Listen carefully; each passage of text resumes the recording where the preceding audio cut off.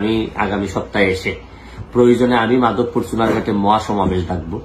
এই মহাসমাবেশের মধ্য দিয়ে আমি হবিগঞ্জের সব যারা আছেন তাদেরকে একত্রিত হওয়ার। সো হ্যালো বন্ধুরা, অবশেষে ব্যারিস্টার সুমন কিন্তু দেশে আসার আহ্বান জানিয়ে দিয়েছেন জনগণকে। এই ভিডিওতে সেই বিস্তারিত শুনতে পারবেন সরাসরি ব্যারিস্টার সুমনের মুখ থেকে, তাই ভিডিওটি সম্পূর্ণ দেখার রিকোয়েস্ট থাকলো। শুরু করিতেছি মহান আল্লাহর নামে, যিনি পরম করুণাময় এবং অত্যন্ত দয়ালু। আজকে 2-3 দিন ধরে আমি নিউ ইয়র্কে বসেও আমাদের এলাকা, বিশেষ করে মাধবপুর এবং সোনারঘাটে অনেক লোকজন ফেসবুকে লেখালেখি করতেছেন যে আমি যেহেতু পরশুদিনই চলে আসতেছি বাংলাদেশে, আমি বাই দ্য টাইম এই খবর শোনার পর আমি অনেক পাপ আছে যে আমাদের বাচ্চা ছাড়া করার পর আমাদের এই পাপের ভোগ করতে হয়, পাপের শাস্তি ভোগ করতে হয়। দোষাদোষিত করবো। আমি সিদ্ধান্ত নিচ্ছি যে প্রয়োজনে আমি আগামী সপ্তাহে এসে প্রয়োজনে আমি মাধবপুর সোনারঘাটে মহাসমাবেশ ডাকবো।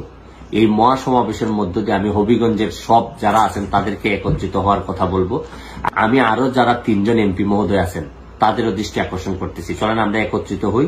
হয় আমরা মহাসমাবেশ করে আমরা নেত্রীকে জানাই দিই। আমি কিন্তু আগের এমপি সাহেবদের মতো না। আমি জানি না যে আগে তো আমাদের এলাকায় মন্ত্রীও ছিলেন, তারা কি ব্যবস্থা নিলেন, কি করলেন, কেউ তো এসব প্রশ্ন করে না। আমি এখন আর করতে চাই না। তবে সামনের দিকে ভবিষ্যৎ ভালো করার জন্য যা যা করা লাগে আমি এমপি হিসাবে করার জন্য প্রস্তুত আছি। আশা করি আপনারা যে কষ্টটুকু করতেছেন এই কষ্টটুকু আমিও আপনাদের প্রতিনিধি হিসাবে আমি এটার জন্য দুঃখ প্রকাশ করতেছি। আপাতত ভালো থাকবেন, সুস্থ থাকবেন।